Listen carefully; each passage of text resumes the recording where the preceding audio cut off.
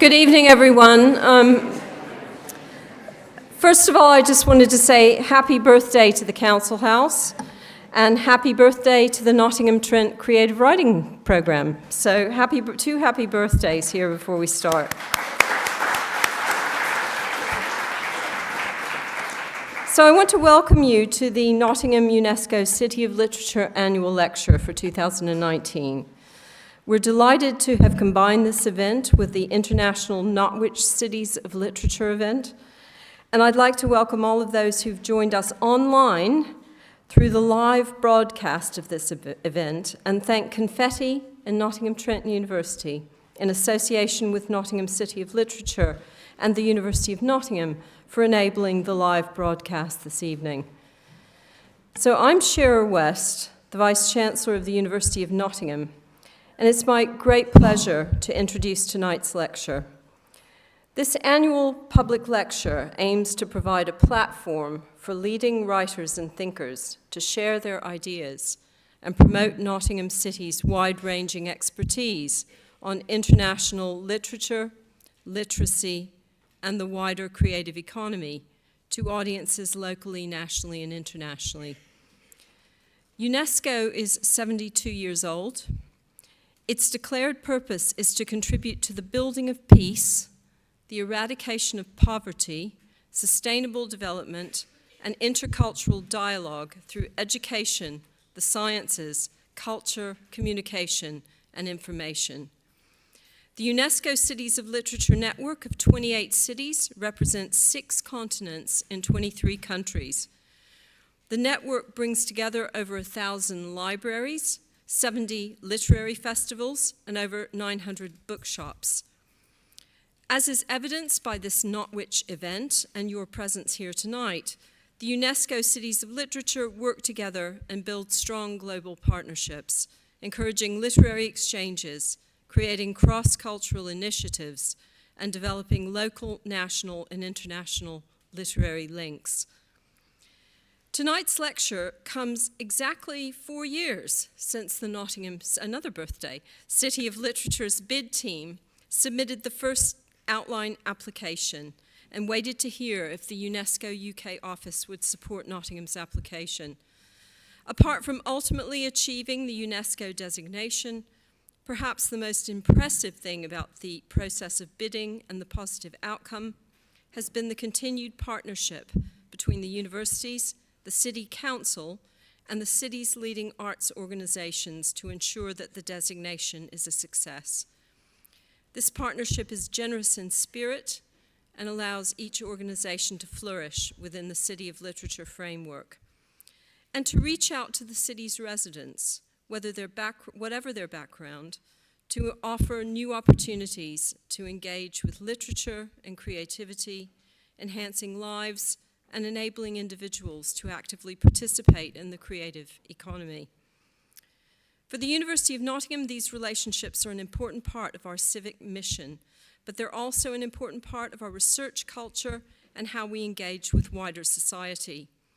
The global nature of the Creative Cities Network is exciting to us as it provides an opportunity for us to communicate and collaborate across the globe with cities and organizations with shared values of education, the sciences, and culture as a critical part of a healthy society.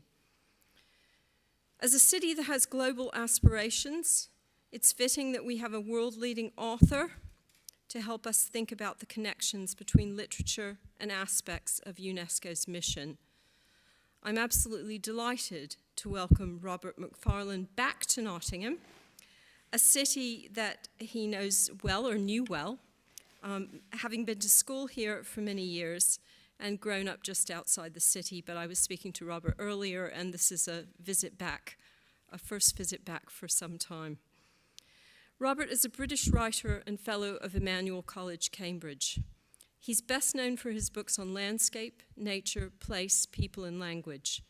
His best-known works being The Old Ways, 2012, Landmarks, 2015, The Lost Words, 2017, and his latest work, Underland, was published on the 2nd of May, and you can buy a copy just outside the door, and I recommend that you do that. and Robert might even sign it for you.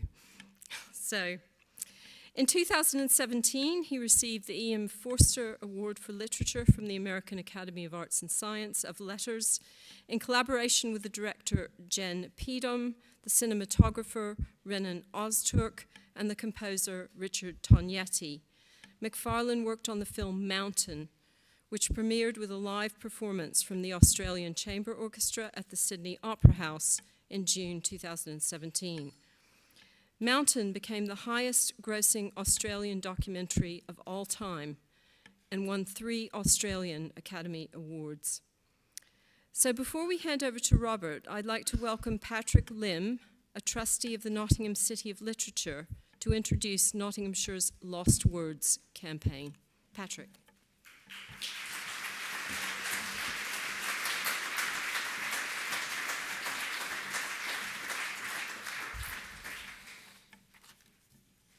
Robert will, I hope, forgive me for saying that his abundant talents do not extend to drawing.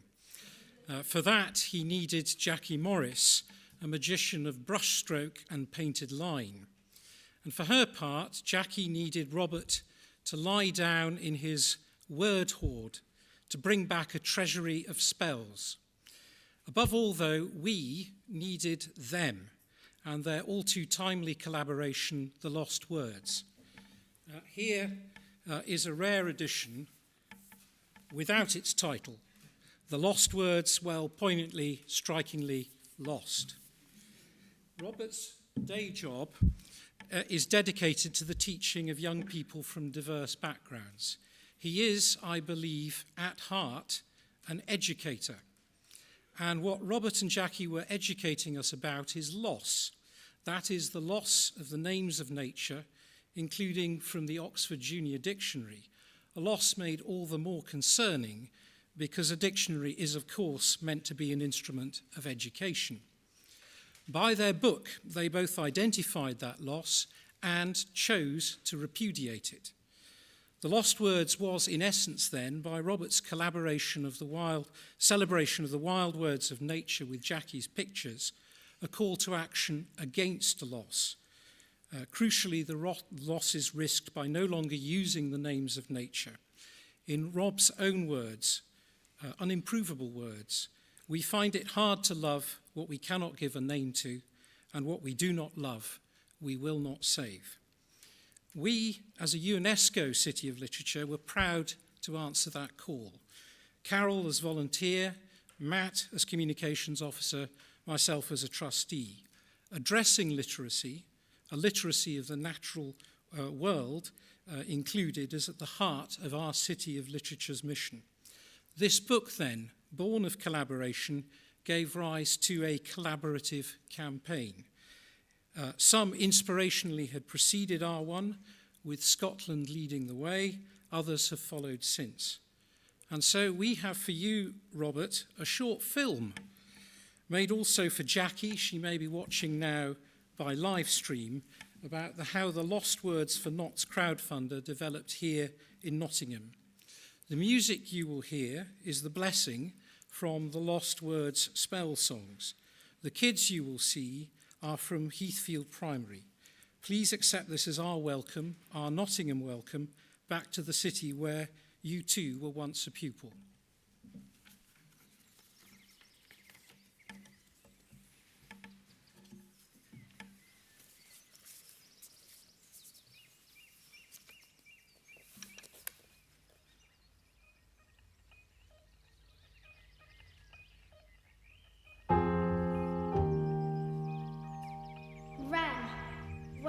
Wren whirs from stone to furs, the world around her slows.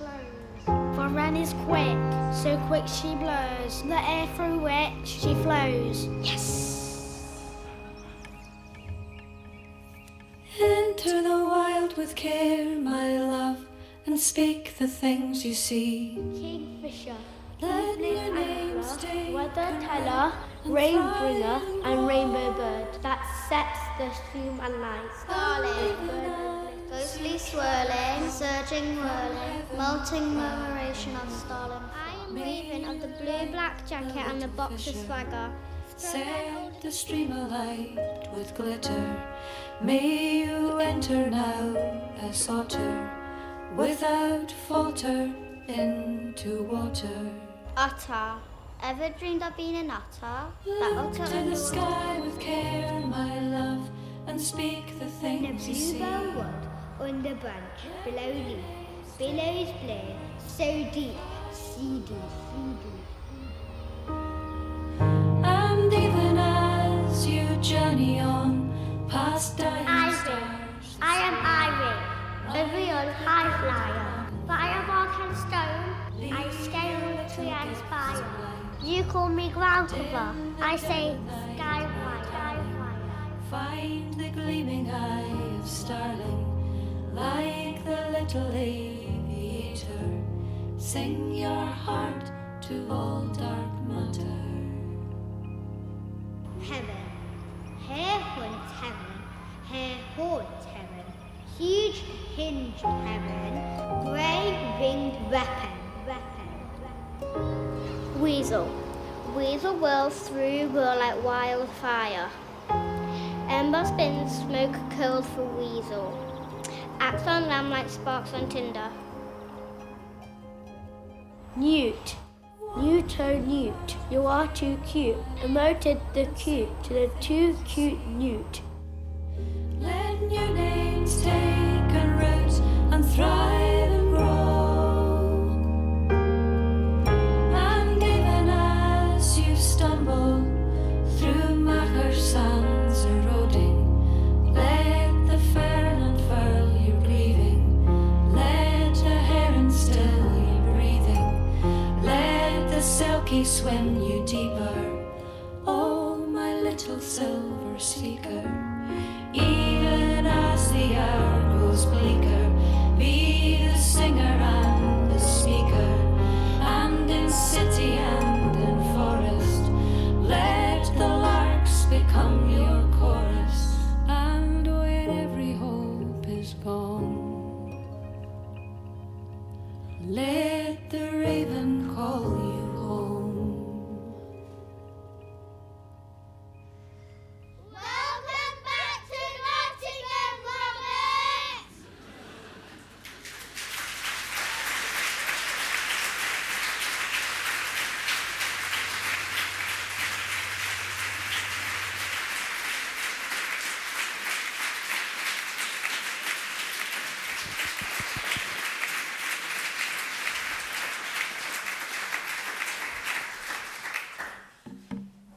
Oh dear. It's a terrible thing to do, to reduce your speaker to tears before he's even begun. I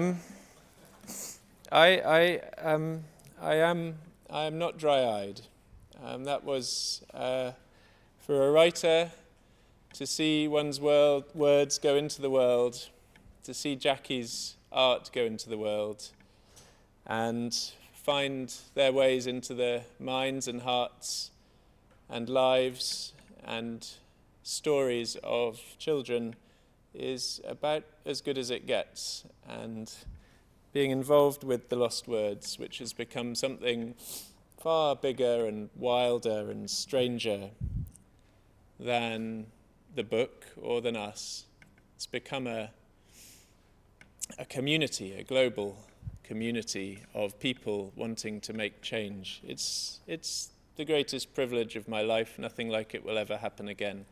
And I thank here today everyone who's been involved with that in Nottingham, all of the librarians and the teachers, and of course the volunteers and the visionaries. So much generosity has made that happen. So I thank you all so much.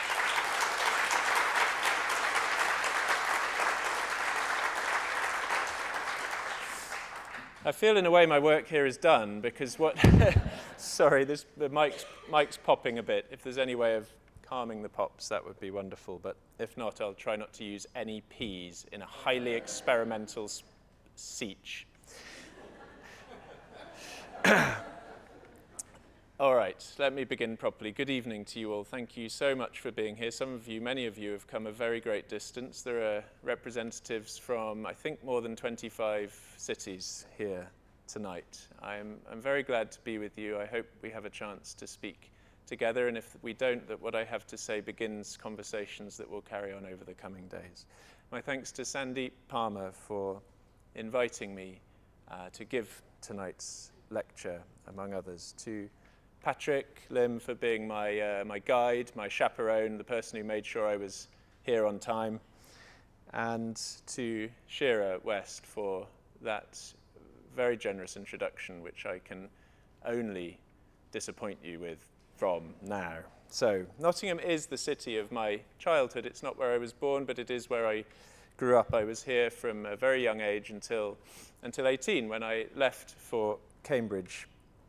And I haven't been back much. This is only the second time, I think, in 15 years. The first time I came back to launch Nature in Mind, which I became patron of, which was a mental health charity working with homeless and socially excluded people in this city that's left a long and important legacy here.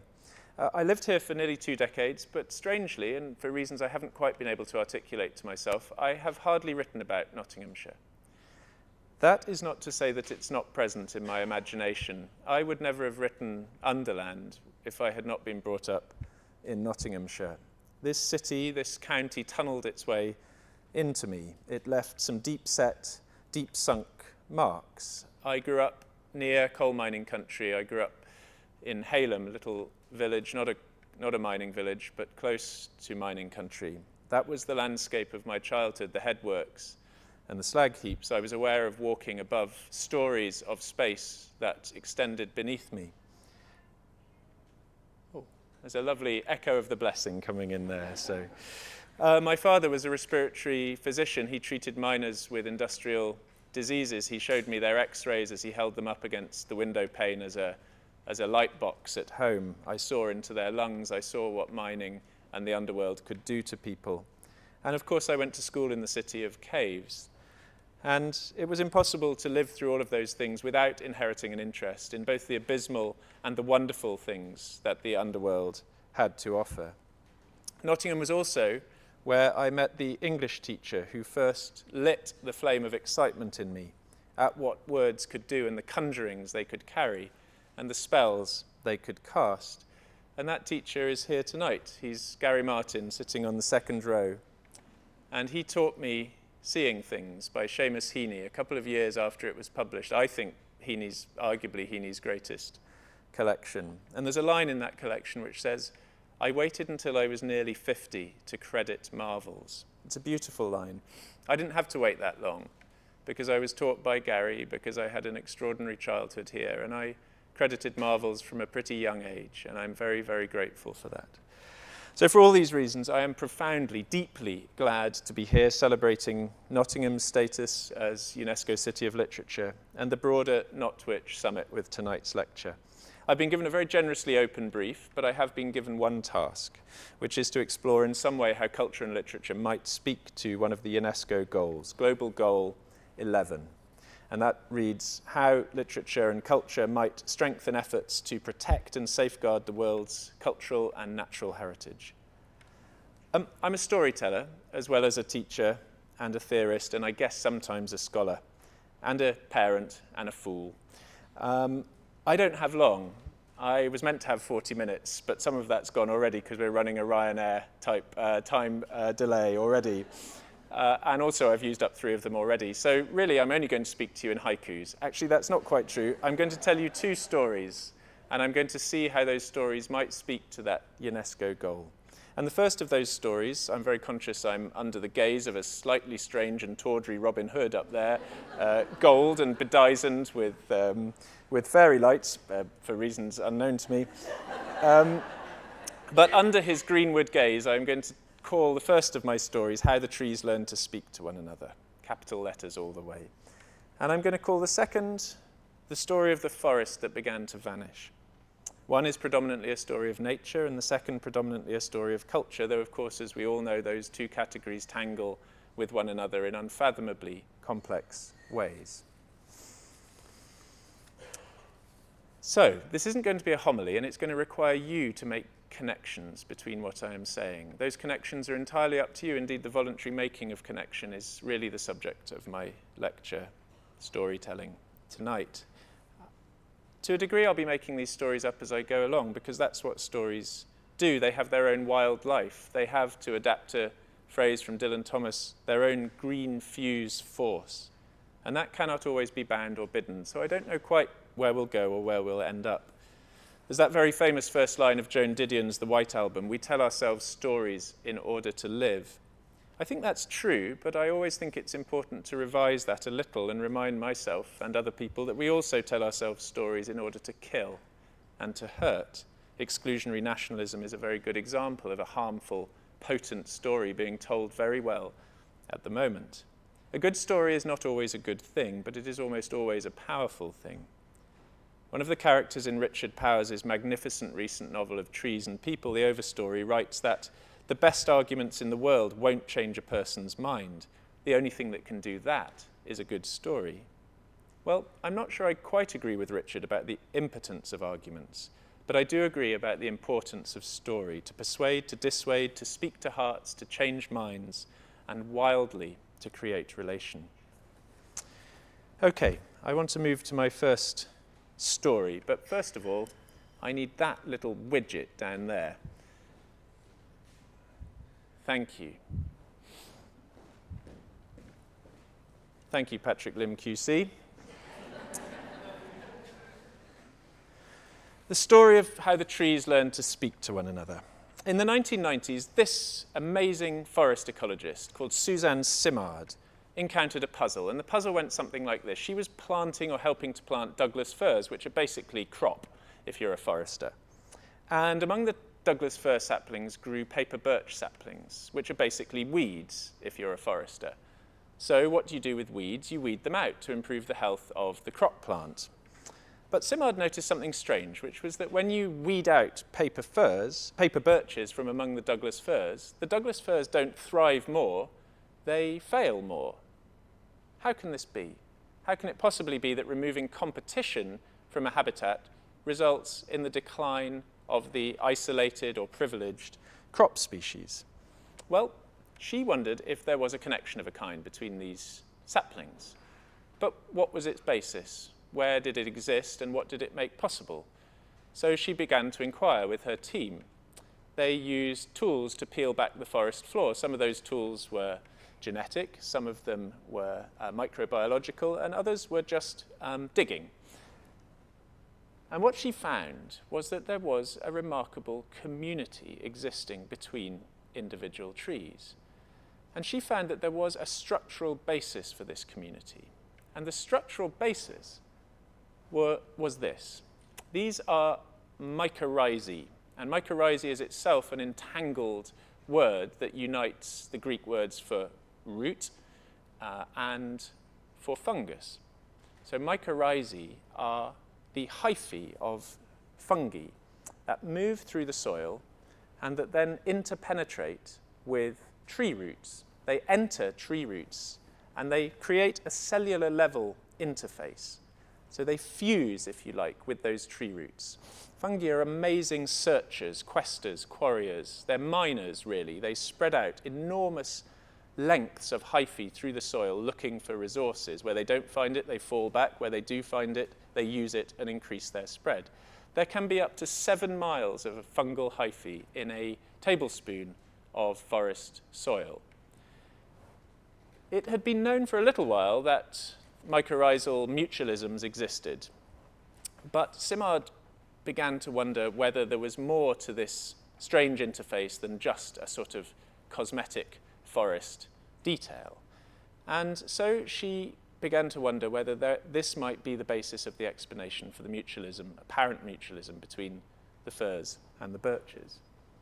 And so she began to dig into this question. And she came up with a brilliant experiment, which was to allow carbon isotopes, which had been made radioactive, to be taken up by certain plants in her forest.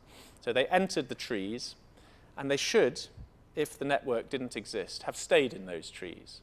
But she found those carbon isotopes moving around the forest.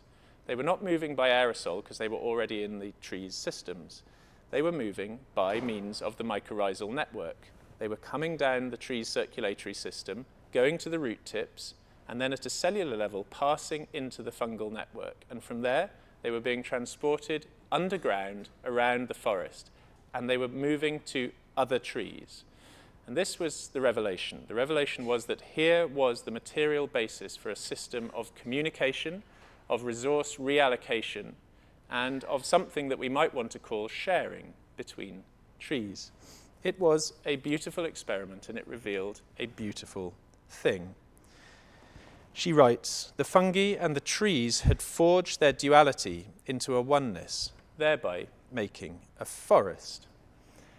And she published this research in 1997 in a groundbreaking paper in the journal Nature, where it gained its now famous and I think brilliant nickname of the Wood Wide Web. What Simard and her team had discovered was actually an incredibly ancient mutualism. We know that trees and fungi have been sharing with one another for at least 400 million years. We know this because in the equivalent of a stone photograph, which I guess we might call a lithograph, there is a fossil from 400 million years ago which has recorded the interpenetration of root and fungus beautifully and given us that fact from that great age, has shown it to us across deep time.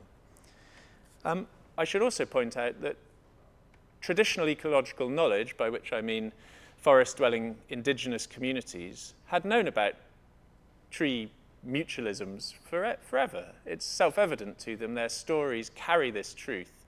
Their metaphors, their grammars of animacy respect and recognize the fact that trees talk to one another. They have a social network.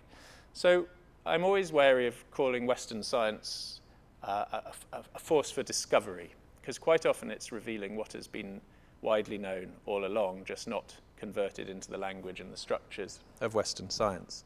Nevertheless, this was an astonishing discovery, and she began a research field which is still burgeoning. Some of you may have seen on the BBC News last week that this map and this map were published again in Nature to worldwide interest. And these are maps of the arbuscular and ectomycorrhizal fungal networks operating within world forests. This is really a map of relation, communication, and resource sharing within the world's forests, up in the tundra and down in the rainforests. It's a beautiful, beautiful document of, I guess, yes, connection.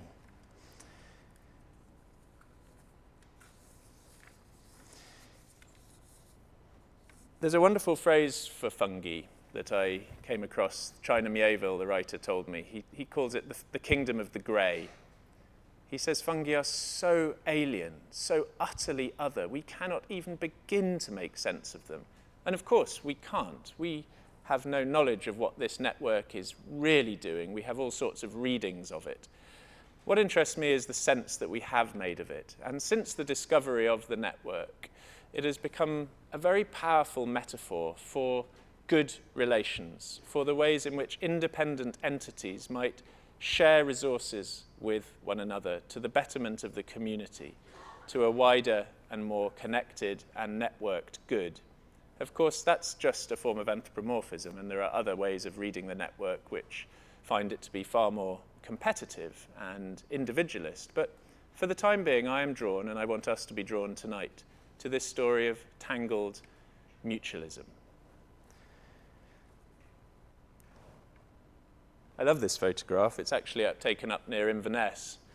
It's in a plantation, but that's where Simard began her research, so that seems appropriate. But I wanted to put it in front of you so that next time you are in a park or in a forest or in your back garden, think of what trembles under your feet, this skein of relations that is allowing connection and communication between the plants and the trees. There's a lovely phrase by the anthropologist and sort of mycologist Anna Tsing.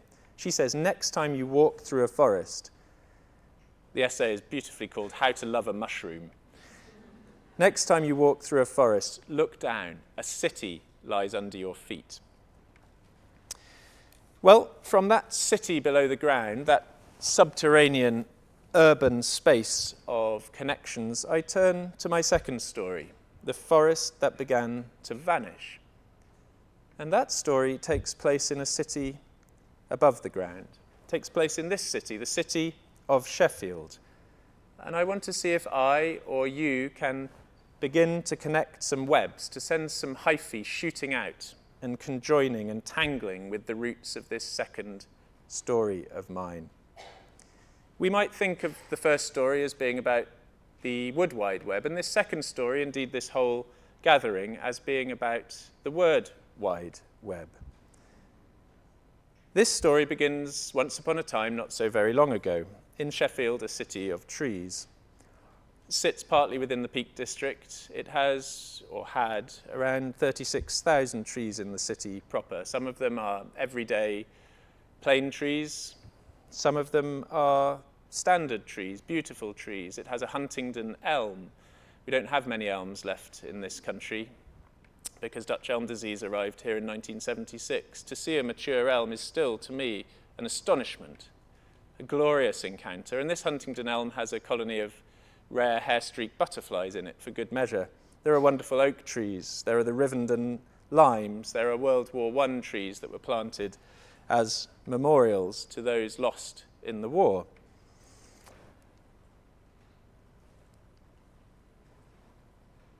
It's a beautiful city, but after a while, these started to appear on the trees. Yellow tapes and other kinds of marks. They appeared because in a multi-billion-pound contract signed in 2012, Sheffield's Labour Council had agreed with the multinational construction giant AMI for up to 17,500 street trees to be cut as part of a vast highways improvement scheme that was being undertaken in the city. And so slowly the forest of Sheffield began to vanish. It vanished tree by tree at first, and no one really noticed, because if a workforce turns up on your street and takes a tree away, you probably think the tree was sick, and some of the trees were sick. Or you think it's obstructing the pavement in a way that makes it impossible for people with mobility issues to pass by. That was the case with some of these trees. But they began to go, and sometimes they went in number. A team would turn up and take several trees at once. The team would go up, top the tree, take the branches off, gradually bring the trunk down to the ground, and then eventually what would be left of the tree in the street was nothing. Chips.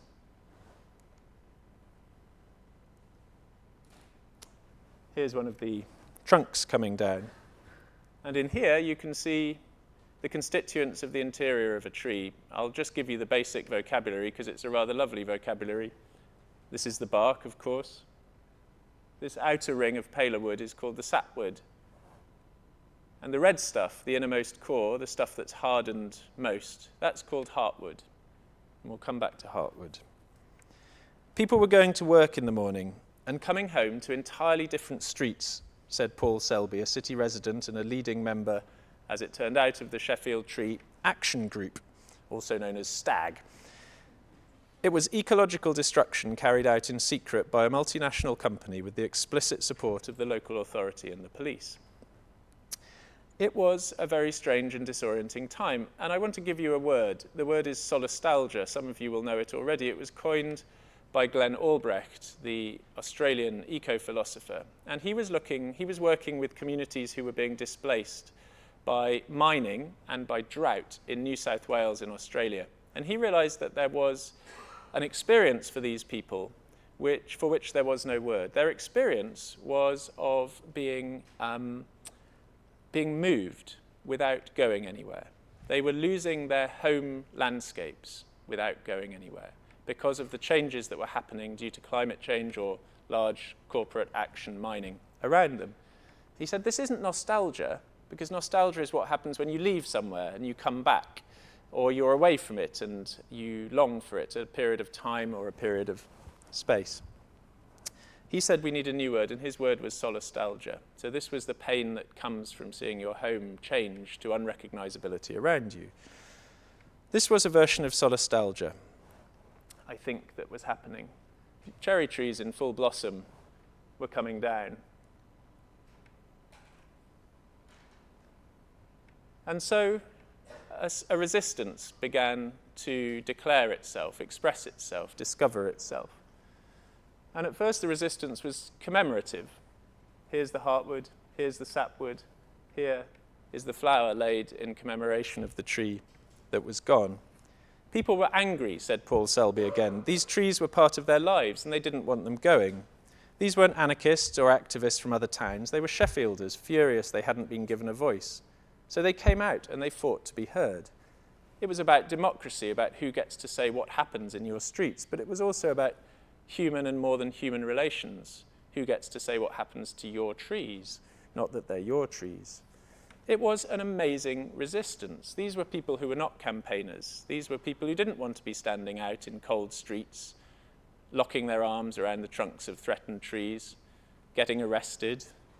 They were everyday folk who wanted to get on with their lives with their trees in their streets.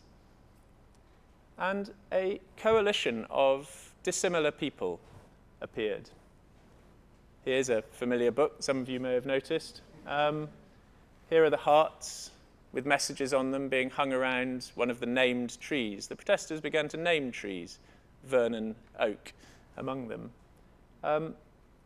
They wanted the roads fixed, but they wanted the trees kept. Was it so hard?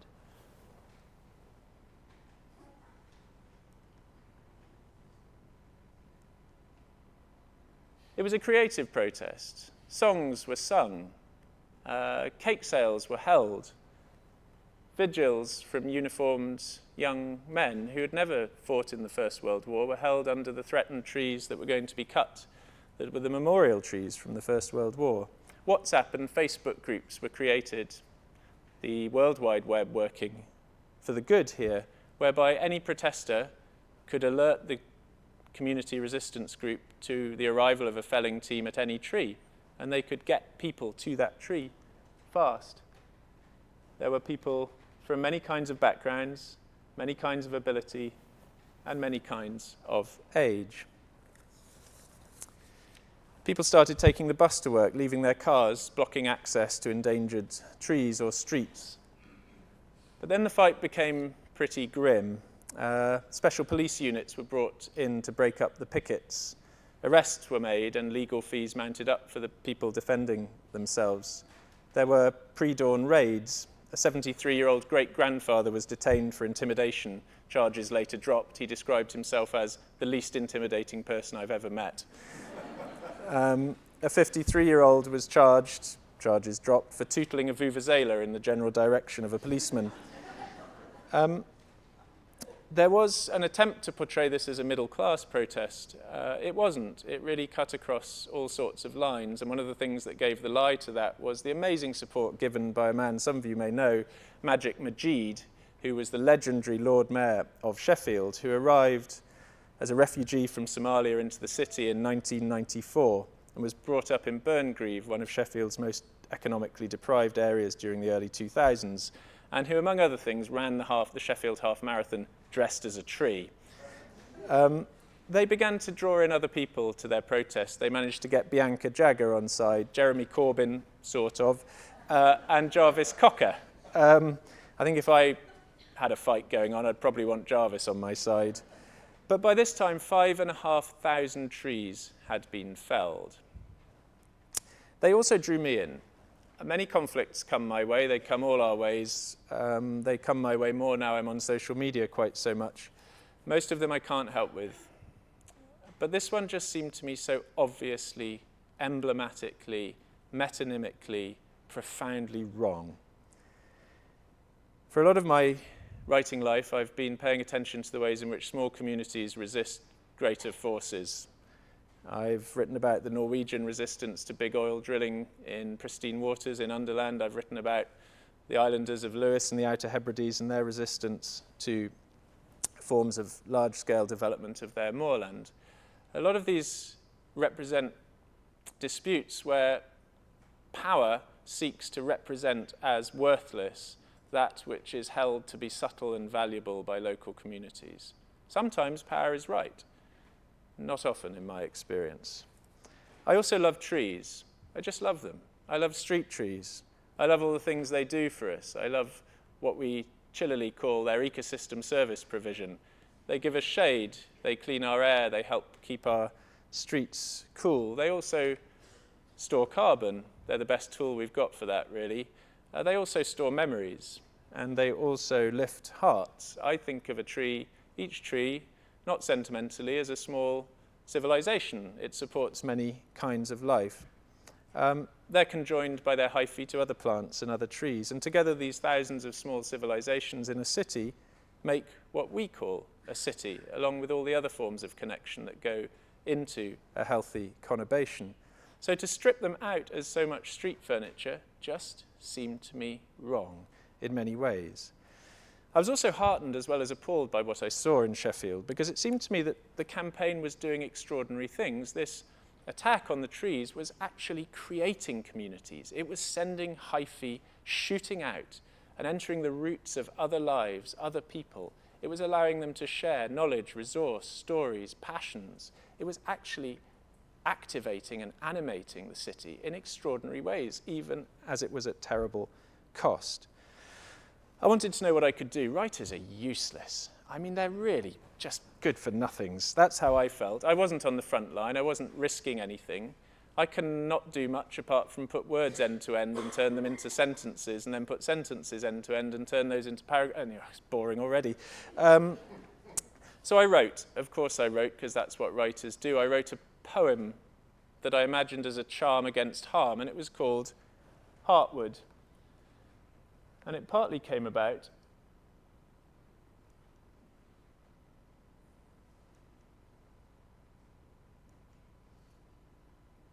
because of this photograph. Not that one, though that's a lovely one. This photograph. This was one of the felled trees. Oh, I'll just go back. Stay. Here is the sapwood, and here is the heartwood. So I wrote a poem, and I'm going to read it to you now, because strange things happen to it.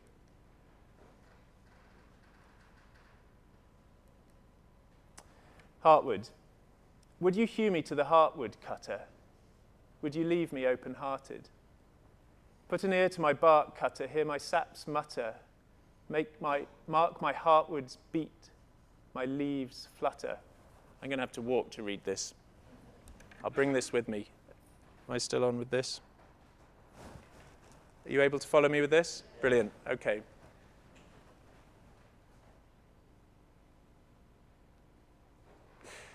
I am a world cutter. I am a maker of life. Damn it, I can't read it. That's really bad. I'm so sorry. My eyes are poor and the pixelation is bad and I don't know it off by heart. But it's okay because you're going to hear it in an Oh, I can read it off there. That's a good idea. Let's see if that'll work. Yes, brilliant. I'm going to start at the beginning. Would you hew me to the heartwood cutter?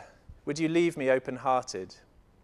Put an ear to my bark cutter, hear my saps mutter, mark my heartwood's beat, my leaves flutter. Would you turn me to timber cutter? Leave me nothing but a heap of logs, a pile of brash. I am a world cutter, I am a maker of life, drinker of rain, breaker of rocks, caster of shade, eater of sun. I am timekeeper, breath giver, deep thinker, cutter. I am a city of butterflies, a country of creatures. But my world takes years to grow, cutter, and seconds to crash. Your saw can fell me, your axe can bring me low. Do you hear these words I utter? I ask this of you. Have you heartwood, cutter? Have those who sent you?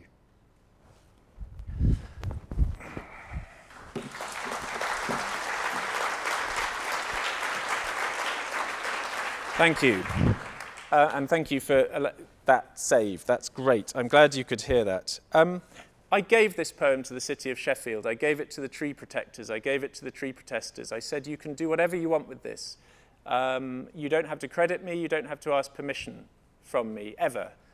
I gave it to my friend, the artist Nick Hayes, and he cut this astonishing lino cut to make it into broadsheet protest poster in the old style. It's a beautiful, tender piece of work which recognizes that these jobs weigh heavy on the cutter as well. I wanted, by giving it, to repudiate the brutal causal logic of the contract, which was really the structure behind all of this, the bottom line of the contract. And what happened when I gave that poem to Sheffield was a surprise to me. It began appearing in windows, first of all, just pasted up as a form of protest. Then I gave it to Jackie Morris, who made the Lost Words, and she began to play with it, and she turned it into a tree ring version of itself. This is her beginning to play with it. Here is the full poem. Don't try and read it, because what happens is your head unscrews, and then all of your heads will fall to the floor simultaneously. It'll be terribly messy on the 90th birthday. This was turned into a talisman, a charm, that was printed on plywood from renewable sources and was hung around people's necks. Here's mine, visiting the Huntingdon Elm. It was also, of course, hung around trees. It became a protective charm. It was then worn by all the protesters who were the public face of the negotiations. When they brought the council to the negotiating table, they went in with the Heartwood talisman around their necks. Here it is on the Huntingdon Lime. That's what elm, I beg your pardon. That's what the elm looks like. That beautiful, unmistakable elm green. It was also set and sung. It was set and sung to music by Corinne Polwart, the great folk singer. It was also set and sung by a community choir in Sheffield. A charm against harm. And this is the first page of the notation, because they devised something rather wonderful with the notation. Now, you may notice these signs here. You don't see those normally on musical notation. And what each of those represents is the beat of the singer's hands against the singer's hearts. So they kept time as they sang this song under the trees by beating their own hearts. And that sounds painful. It wasn't. It was beautiful. It was a timekeeping, and it was a wonderful thing. We sold prints. We've raised more than £8,000 now for the Legal Fighting Fund, people buying prints of the Heartwood spell. And then in November, something odd happened. 5-foot versions of the poem began to appear in, shall we say, illegal places. Bus stations one night, bus shelters suddenly found that they were filled with copies of the Heartwood poem. It's called subvertising. I have absolutely no idea who did it. Couldn't possibly tell you. It was nothing at all to do with me. And they drew new audiences to the poem and to what was going on in the city. I want to say there is no heroism here on my part. The heroism was on the part of the protectors and the protesters. I gave this work. It entered the creative life of this protest, and it became part of it. It did lend some energy. It lent some hope, and hope is the fuel in the tank of change, the sap in the phloem, maybe I'd be better off saying, of a long, attritive campaign like this. And a new vigour spread through the campaigners. They got support from Gove, support from Corbyn. None of it made much difference. But then the felling stopped. The pressure had got too much. The felling was halted. And eventually, the council was brought to the negotiating table. And meanwhile, the World Wide Web helped to set the Word Wide Web in motion. And Heartwood was being translated into other languages, Indian languages, Gujarati, Urdu. It was being used in tree protests in Delhi and other places. And the ripples or the branches of the Sheffield protest were finding their echoes, their reach in other tree protests who were reaching out by social media and making contact. And I thought, because it's such a beautiful speaking and setting of the poem, that you might like to hear the Telugu translation of Heartwood, which was made recently as part of a campaign. You can find the petition on my Twitter feed if you want to find out more about it and sign it, to resist the felling of 1,000 banyan trees near Hyderabad. And it was translated by the resistance group there. And the translator is Nagamani Prathapa. Here's one of the felled trees on that highway. And here is her setting of the poem. And I'm going to play you her reading it now, and it's the most incredible tympanic, percussive, beautiful speaking of the spell. పచ్చని గుండె నరికి నరికి కొట్టి కొట్టి నిలువెత్తున కూలుస్తవ చెట్టులు నరికే ఓరన్న నరికి నరికి కొట్టి కొట్టి నిలువెత్తున కూలుస్తవ చెట్టులు నరికే ఓరన్న జరపదిలంగింటే కొమ్మరెమ్మల ఘోష చెక్క ఎనుక చెమ్మ ఊపిరి కొమ్మరెమ్మల ఘోష చెక్క ఎనుక చెమ్మ ఊపిరి ఇనొస్తది ఓరన్న అసుంటి నన్ను కలపగ కుప్పలు చేస్తవా అసుంటి నన్ను కలపగ కుప్పలు చేస్తవా నాదొక ప్రపంచం నాదీ ప్రపంచం నాదొక ప్రపంచం నాదీ ప్రపంచం రాయి నిరిచి ఎండవాన కాచి నీడనిస్తా రాయి నిరిచి ఎండవాన కాచి నీడనిస్తా కాలాన్ని దాచుకుంట స్వచ్ఛమైన గాలినిస్తా కాలాన్ని దాచుకుంట స్వచ్ఛమైన గాలినిస్తా ఒక అండనవుతా జీవరాశులకు తోడునవుతా ఒక అండనవుతా జీవరాశులకు తోడునవుతా ఎదగడానికి ఏళ్ళు పడితే కూలడానికి పూట చాలు ఒక్క గొడ్డలి వేటు చాలు ఎదగడానికి ఏళ్ళు పడితే కూలడానికి పూట చాలు ఒక్క గొడ్డలి వేటు చాలు జరపదిలంగిను నీ గుండెతో నా గుండె చప్పుడు ఓరన్నా జరపదిలంగిను నీ గుండెతో నా గుండె చప్పుడు ఓరన్నా. Well, thank you to the amazing translator and speaker of that. I'll just give you one detail from the translation. Patsani Gundi literally translates as green tree beating heart.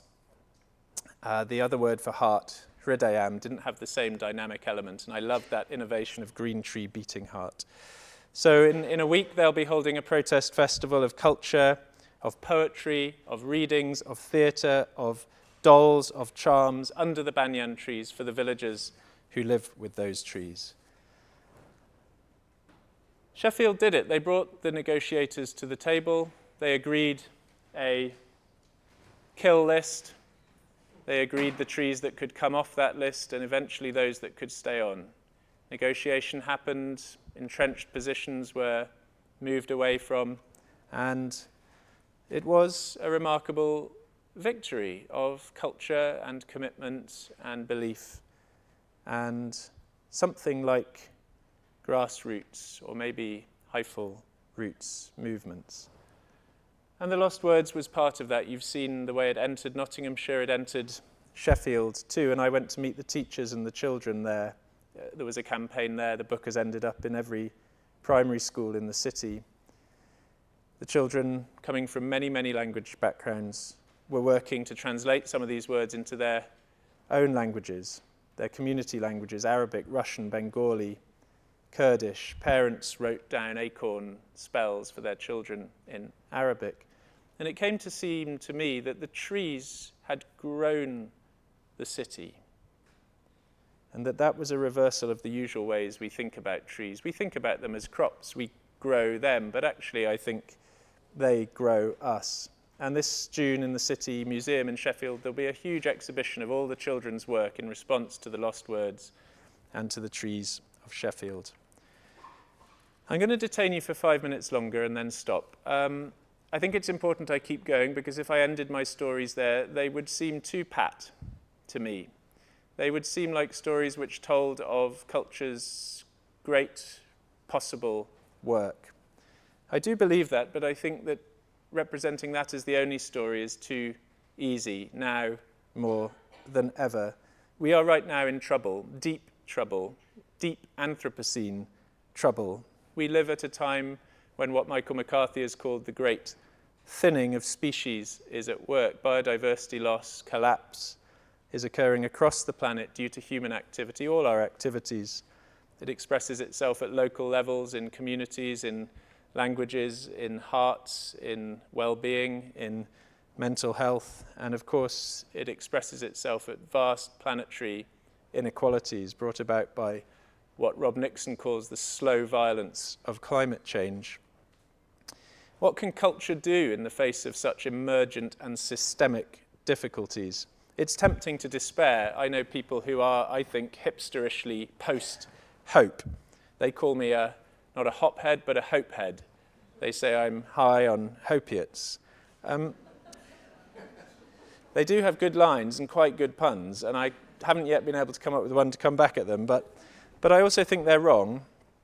I think it is important to fight shy of big overclaims for culture's power.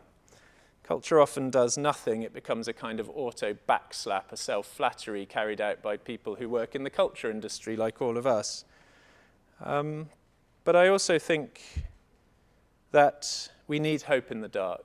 We need it more now than ever in this age of crisis. The post-hope argument doesn't convince me. What makes me despair is resignation. It's self-indulgent. Barry Lopez puts it strongly and clearly in a recent public event. Your ethical responsibility is to others, not to yourself. Hope is not a requirement, but faith is indispensable. Make common cause with others. And that nails it for me. However grim the global picture, there are always battles, large and small, to be fought and won for the good. There's discourse to be changed. There's power to be resisted. There's inequalities between humans and humans and humans and more than humans to be balanced out at very local as well as at very planetary levels. I was delighted to see that Nottingham has set out a clear plan to become the UK's first carbon neutral city by 2028. I was delighted to see that both Nottingham University and Nottingham Trent have, as I believe, moved officially to divest from fossil fuels, as have Edinburgh, Stamford, New York City, all of Norway, but not Cambridge University, my university, one of the oldest universities, which should be showing leadership in this respect, but which has only now, after being dragged back to the table, agreed even to look at a costed plan for divestment. Culture has a part to play in all of this. David Attenborough, Blue Planet 2, we've seen how a remarkable document put together by a conspiracy of culture, literature, science, can affect legislation across the globe, as Blue Planet 2 has done. We've always been good at imagining the end of the world, but what's harder to picture, says Rebecca Solnit, are the strange, sidelong paths of change in a world without end. These non-linear scenarios of change, these wood wide webs, these word wide webs, these world wide webs, these are the ones we need right now. And for that, we need many kinds of storytelling. So I hope today I have thought a little about how stories, languages, names can affect the way we think about our more than human world, this green fuse force of which we're part. How these things can be crushed to insignificance by big power, but also how they can sidestep it, grow underneath it, and in this way bring about kinds of ethical, educational, or societal change that might, moving quietly like hyphae, through grace and gift and generosity, far exceed their intended scope and force, and help us to imagine how we might start to exit the Anthropocene and enter the Symbiocene. Thank you very much.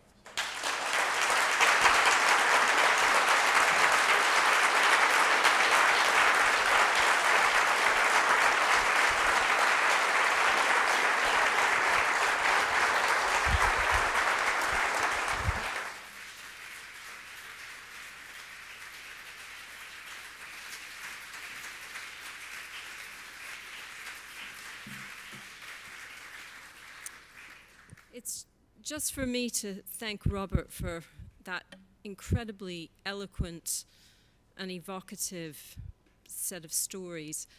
And just to say, yeah, I lived in Incliffe, near Incliffe Park in Sheffield, when there was one of the pre-dawn raids where one of the trees was cut down and people were arrested, elderly people were arrested, and so it spoke to me personally in terms of the story that you told about that. Robert is going to be here to sign some of his books, I think, for a little bit. And I think rather than turning this into a question and answer session for such a amazing lecture. I think probably it will be better if we retire to the bookstall and people can speak to Robert and talk to him about his ideas on a more personal basis after this.